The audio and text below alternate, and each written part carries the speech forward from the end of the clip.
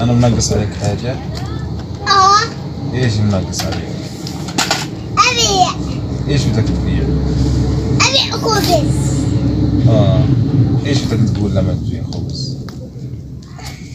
ايش بدك تقول لما تبيع خبز؟ بدي اعتبر عندك خبز الحين. ايش بدك تبيع؟ كيف بدك تبيعه؟ ثلاثة خبز. كيف يعني كيف؟ بنبيع عن نفسي. بتجيب لي كرسي وبطل عليه وبتجيب لي محفظة حتى. اجيب لك محفظة؟ ليش المحفظة؟ عشان احط فيها المصاري. الحين هيصنعوا لي خبز. يلا قومي اعمل لنا الترغيفة. توقف في الشمس؟ لا ما في شمس الحين. ايش الشمس؟ مقطوعة الشمس. مقطوعة. أنا من ناسي ملكت ولا شمس.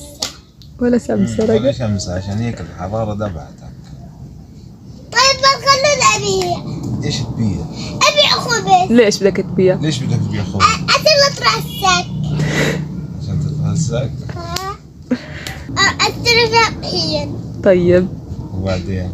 أشتري فيها طحين وأبيع لما وأنت تاخذ المصاري. أنا أبيع وأنت تاخذ المصاري. أنا بدي منك مصاري. ليه؟ أنا بدي منك مصاري. أنا قلت لك بدي منك مصاري. إيش فيه؟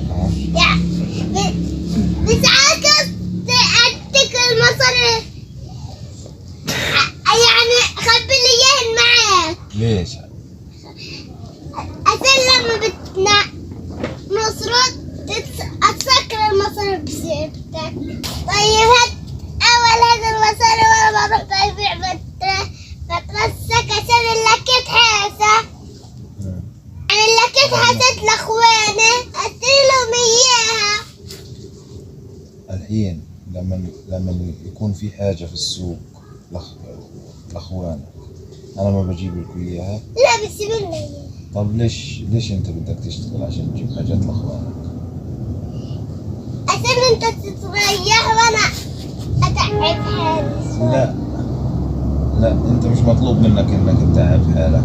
أنا اللي بدي أتعب حالي وأنت تريح. لما تكبر أنا بتريح وأنت بتتعب حالك. وأنا صغير بدي أتعب حالي. هاي كل الناس وأنا صغير قاعد ببيع. وهيك إبراهيم قدر يقنعنا إنه يبيع خبز.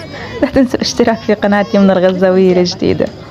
الله يعطي لكل مشتهي سبع زي إبراهيم، لأنه لضيق الحال أطفالنا لجأوا لهذا التفكير إنهم يبيعوا عشان يسدوا حاجة بيتهم.